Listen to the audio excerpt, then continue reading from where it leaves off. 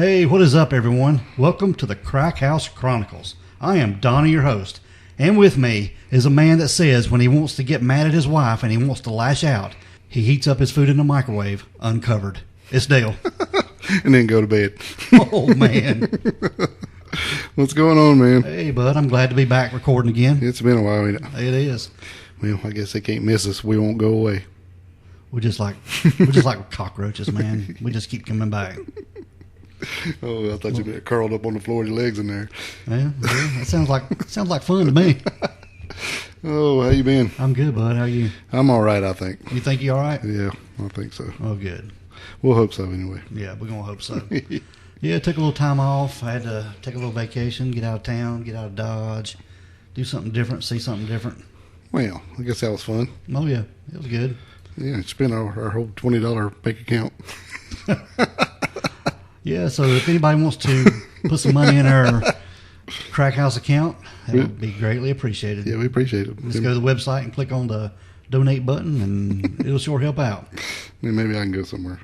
Yeah, Dale will take a vacation. I'll go to the trash dump or something. That's it. You got any good shout-outs for us? Oh, we got a few, man. We'd like to recognize a couple people who gave us a 5-star Apple Podcast review. That was really cool.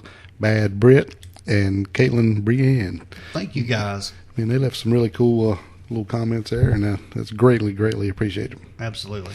And we'd like to say a little shout-out to Frig Off Barb, which is kind of funny, but it's on Instagram. She left some really cool comments today, and we appreciate that. We really appreciate it. And anybody that wants to give us a rate and review, go on to Apple Podcast and click that 5-star button, leave a review, or any podcast platform you listen to. Yeah, Facebook recommendation. Oh, anything. Yeah. Yeah. I mean, we really do appreciate it. We get lots of comments from you guys, saying that you really dig the show, and man, that means a lot to us. So we appreciate everything you do, really. Yep. And if your platform allows it, click that 5-star. 5. Yeah, 5 all the way. A handful of stars.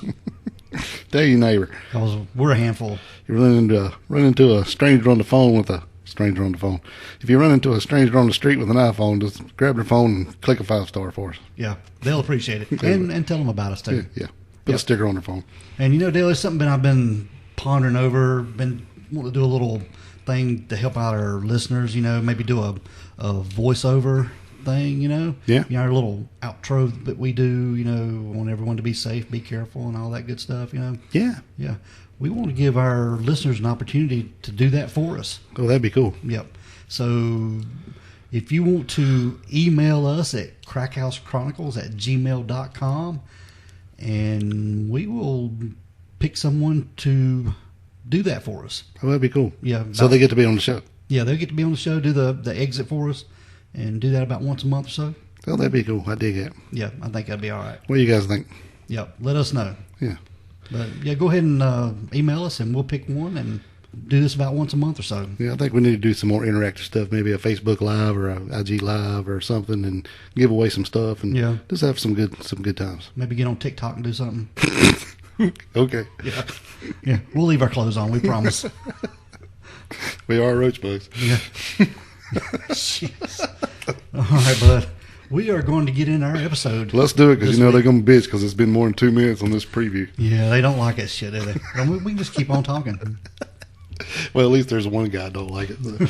Yeah, well, he can just fast forward. Yeah, that's it. Hit the skip up button. Skip on. All right, we've got a serial killer this week that we're going to talk about, and he is from Virginia. Well, yep, and he goes by the name of Charles Severance. He goes by that, or that's his name? That's his name. Okay. Charles Severance. Okay. And he was born... Chuck. Yeah. And I think his family called him Charlie. But Charles Severance was born on September the 25th, 1960 in Fairfax County, Virginia. Okay. And there's not a whole lot about his early life. Ain't a whole lot about him, period. No, it's just here and there. He hadn't been covered a lot, so we like these lesser known cases. So this is pretty good, and we may be all over the place, but we have researched it, so we're going to give it the best we got. Well, that's our gimmick. We're always all over the place. We are all over the place. What the hell? This guy's picture makes it worth doing. Yeah, we're going to post pictures of this guy. But he is the son of a Navy admiral, 2-star Navy admiral, by the way. Yeah. That's a half a 4-star. That's it, man. That's all number. A deuce. Deuce. A deuce. Ooh, Deuce admiral. Bring me a kiss song. Yeah. But he comes from a pretty prominent family. And like I said, there's not a whole lot about his younger days, but he did at one time have a political career, or an aspiring political career. Yeah. And at one point in his life, he ran for mayor of Alexandria in 1996. How'd that work out for him? Well, it was a special election, and he was part of the Independent Party. Yes. And he didn't win, but he did receive 490 votes. He was right up there, wasn't he? Yeah, he was second. Yeah.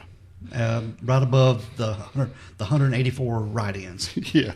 Well, the winner had only 5,000, so it was close. The winner of that race was Kerry Donnelly. He was the incumbent and a Democrat. And then he ran for the Virginia's 8th Congressional District election in 1996 as an independent. Right. And he lost that race also. He did get 740 votes. Well, there was 2 independents, so they had to split the vote. The other one only got 5,200. Which was a little bit more respectable, but... Well, the winner was 152,000, so, oh well. Yeah, it was a Democratic incumbent, Jim Moran. The hell, like you said, at least there was 740 people that did vote for him. 740 people liked him. Mm. Yeah, I don't think I have 740 people that like me. Well, they had 303 for write-in. And then he ran for mayor again in 2000 of Alexandria, and he lost that one again. It was a split independent party. He got 379 votes and he lost to Democratic incumbent Kerry Donnelly. Well, running on a platform of putting country dancing in school should put you right over the top. Yeah. One of us line dancing. I don't know. I don't have no idea. Oh, my God. You guys are going to be pissed off at us because it's giggle time. But now, on this campaign trail, Dale, Charles Severance, he had a lot of unusual and erratic behavior. I mean, there was one point he appeared at a campaign event dressed entirely in black with a cloak and sunglasses. And during the campaign for mayor, the city manager and police chief assigned an undercover officer to follow him around and follow the Democratic candidate around, and the eventual mayor Kerry Donnelly. And on several occasions during the campaigns, Charles Severance, he got violent. And even in one instance, during a forum in 1996, he picked up an American flag and pointed the pole. The spiked in? Yeah. What do you call it? Finial? Yeah, the finial at Representative Jim Moran, and before running out of the building. And at another forum in 2000, Charles Severance punched one of the organizers. Well, I can see how he got a lot of votes. Yeah, exactly. But now the focus of his campaigns were on juvenile mental health and psychotropic drug prescriptions. And during his runs for mayor, Charles Severance responded to nearly every question by translating to talk about these topics. And in a statement in 2000, he said that a plague of child and adolescent psychiatry threatened to overwhelm Alexandria. And he went on to say that terrorism, child exploitation, and adolescent abuse by children and adolescent psychiatrists who peddle dope for profit under the guise of academia and clinical practice must be eradicated. Right. Well, the thing is, the guy was really, really smart. He was. But he could have been on one of these prescriptions himself. Yeah. Because I think, he was diagnosed with 2 or 3 different disorders, but he didn't want to take his meds because they made him feel weird. Mm-hmm. So. Now, he did graduate from the University of Virginia. Yeah. With a bachelor's degree and a master's degree. So he was a very smart fellow. Mechanical engineering or something like that, right? Something, yeah. So he's a very smart dude. And the mechanical engineering, there's not a lot of people graduate with that from Virginia. There's just a very few that complete that. Right. So, I mean, he had the intelligence to do that. but it didn't pan out too well for him. No. Because he did have some psychiatric stuff going on. Right. That we're going to talk about a little bit later. Yeah, maybe that's why he was trying to push it so hard in the mayoralty race. He knew people need help, but he didn't want it himself, I guess. Yep. Now, we're going to talk a little bit about his victims. He had 3 victims, but we're going to talk about them just a little bit later and cover each one of them. But now, when Severance was eventually caught, they had a trial and everything, and his girlfriend at the time, her name was Linda Robra, and she gave a pretty detailed testimony on the stand. She had testified in court that when they were together, that Charles had a beard, but he kept it really groomed and neat. But looking at all the pictures we have of him, he looks like the boogeyman. He's wildly. Oh, yeah, he has a wild... Maybe somebody poured water on him like a gremlin. Yeah. But Linda said that, he kept it neat, and he always groomed it while they lived together, but he never had a job. But he did pay her $400 in rent when they were living together, and he told her that he used the money from a house they had sold in Cumberland to pay for the rent. And she even described that their relationship was romantic, and they had a pretty good social life. They often visited relatives and his parents and her family and 2 sisters and 2 friends. So, they went out quite a bit. It was making the rounds. Yeah. She said that he had spoke to her about being separated from his son from a previous relationship. And she testified that he told her that someone from the Alexandria Police Department came into his home through a window and removed his son from his home. Right. Now, I guess a little sidebar, we should go into, he met some lady dancing one night, right? And they hit it off pretty well and was together for extended period of time, eventually had a son, and then some stuff went sideways, and she left and took the kid, right? Yeah, so that's right. So this all goes back to that. Mm-hmm. I think having his son taken away from him hit him pretty hard. Right. Yeah, he didn't want to give up his son. No. And even he had some psychiatric stuff going on. I think this really pushed it over the edge for him. It pushed it up, and then it focused it on, I don't want to say law enforcement, but administrative and that kind of stuff. Anybody in authority. Yeah, authority figures, officials. He's like, they came and took my kid, so they're on the shit list. Yeah, exactly. Pretty much broad stroke, all of them. Yep. And she'd even told the court that Severance felt that these people were a threat to his family, and that he was entitled to kill people. That's what he had told her. And she said that he didn't like law enforcement, and said he took a particular interest in shootings when watching the news. And anytime a police officer was shot, he thought that was a good thing. So he's just pissed off. He was pissed off. An angry, angry man. He didn't like the legal system, and she'd even heard him talk about killing judges, cops, and their families. Okay. And that was once a phrase of, that he said that the only good cop is a dead cop. But I'll tell you, we're just reporting all this about Charles Severance, but us here at the Crack House, we support our guys in blue. Yeah. 100%. That's right. Yep, exactly. Now, Linda, she kept 2 revolvers, Dale, and ammunition in her home, and that she had owned before Charles Severance moved in, and that she had showed him these guns, and Severance was angry because he couldn't buy guns, because he had a conviction of having a concealed weapon without a permit. And he told her she needed a smaller gun because she had smaller hands. So he convinced her to get a .22 caliber.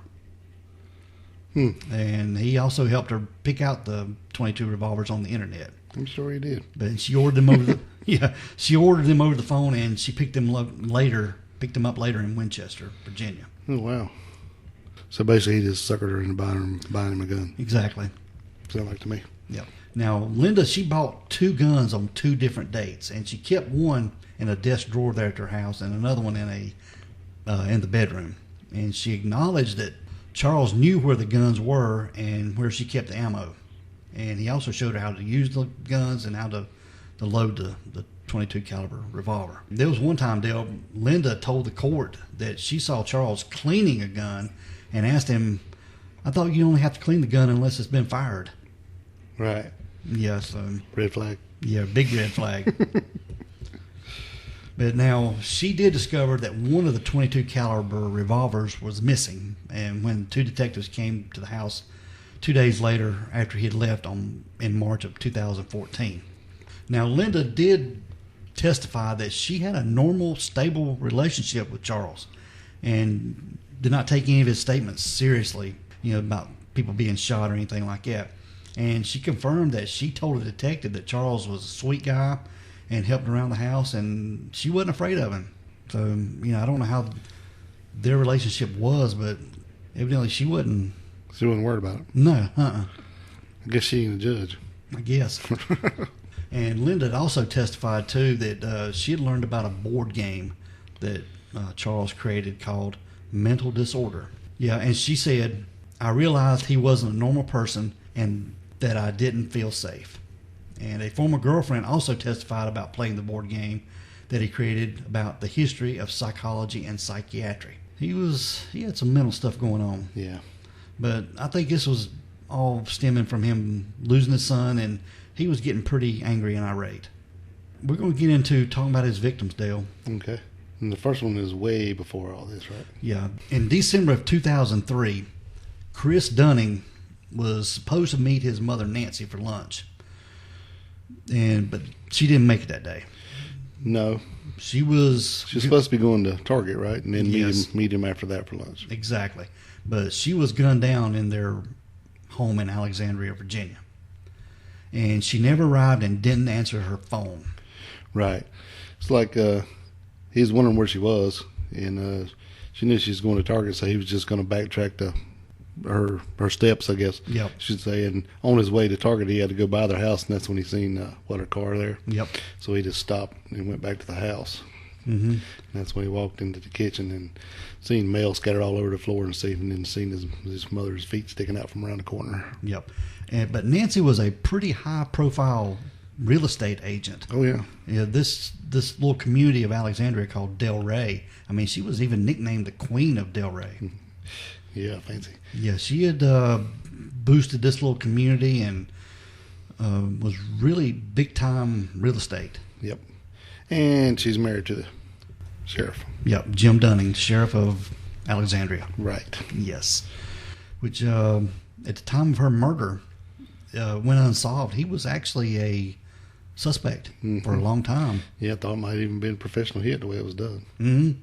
But it happened in the middle of the day. Yeah, right before lunch. Mm-hmm. In broad daylight. So he just walks up to the house, knocks on the door, and guns her down. Yep, shot her 3 times. Once in the head, once in the shoulder, once in the arm. But the shoulder one went through her chest and through her lungs and ripped a major artery, while the one in the head just kind of scrambled her brain because they're using these 22, so it just kind of bounces around. Yeah. Exactly. Yeah, so she was dead pretty quick. Yep. But it was a pretty bad thing. And then he left. Yeah. Didn't take nothing, didn't do nothing. There was no robbery or anything. Yep. He just... No forensic evidence, nothing. Yep. But it went unsolved for many, many years. Yeah. Just because it's crazy, it's just out of the blue. Mm-hmm. But one of the things that they think that he killed her was to get back at the sheriff. Because on the paperwork of him losing his son, the sheriff's signature was on some of those papers. Oh, I'm sure. So this was him getting back. Right. Getting back at the man for him losing his son. Yep. That's what this was all about. Yep. He was angry. He was pissed off. Flipped his switch. Yep. Now, we're going to talk about the second victim. His name was Ronald Kirby. And this guy was pretty doggone cool, Dale. He was. Yeah, he was. Just a little bit of background on Ronald Kirby. He was born in Adelaide, Australia. Oh, wow. Yep. And he he had a bachelor's degree from the University of Adelaide in Australia, and he also had a doctor of philosophy in applied mathematics. So he had a pretty wide range of knowledge. And his job at the time, he was the director of the Department of Transportation Planning and Metropolitan Washington Council of Governments. And his job was roads and bridges and transportation in Washington. Right. Greater Washington area. I think he even designed the Woodrow Wilson Bridge there in Washington, and came up with some plans and designs for the metro there in D.C., which is like the subway. The subway, yeah.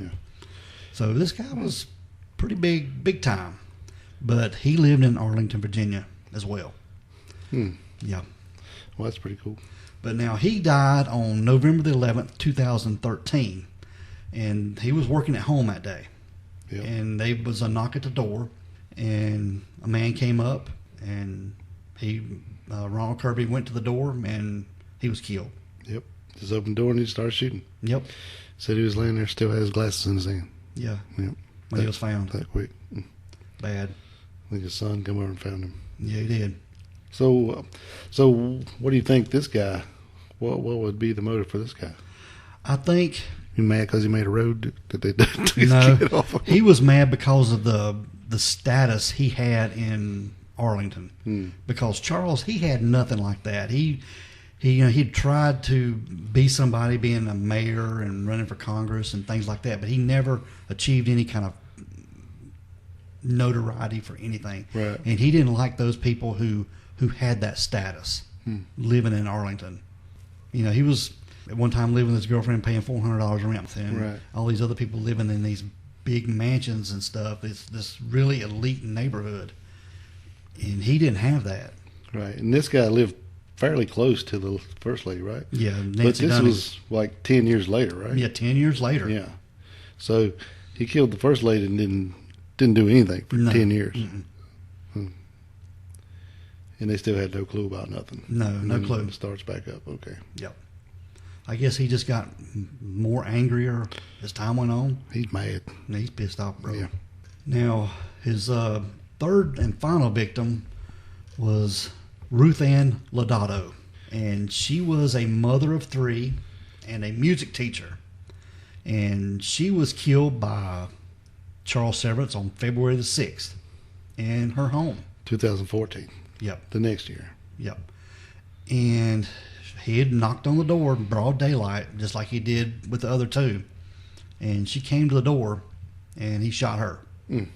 There was another lady in the house, and he shot her in the arm, and she did survive her right. Well, wounds. Ruth Ann's mother, who had moved in with them, and she had a caregiver who was also there. So there was three people in the house this day, instead of just one like the other two murders. And then knocked on the door. She opened the door. He shot her. And then the caregiver comes running downstairs, and he shot her too. Yeah. And then he fled. Right.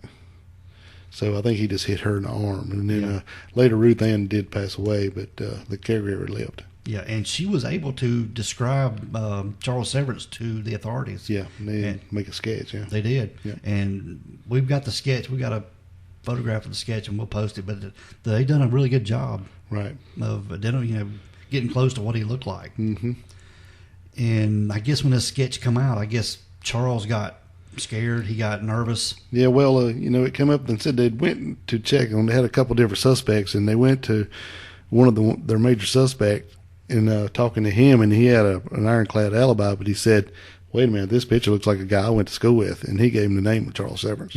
I can't remember this guy's name, but they gave him the name, and that's when they went to the last known address, which was the girlfriend's house, and left the card.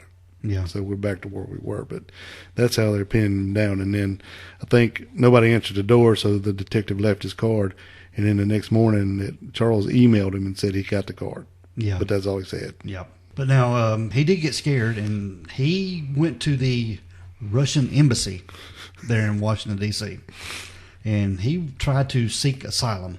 So I guess he saw what it did for Snowden.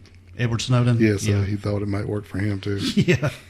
I think they just laughed him off there. God, wouldn't that be awful? Help me. They're just like, call the Capitol Police, come get this clown. They did. We don't want him. Yeah, said that he went and parked his car, which was a bright red Ford Escort wagon, in a parking area, and then rode his bicycle to the embassy. Yeah.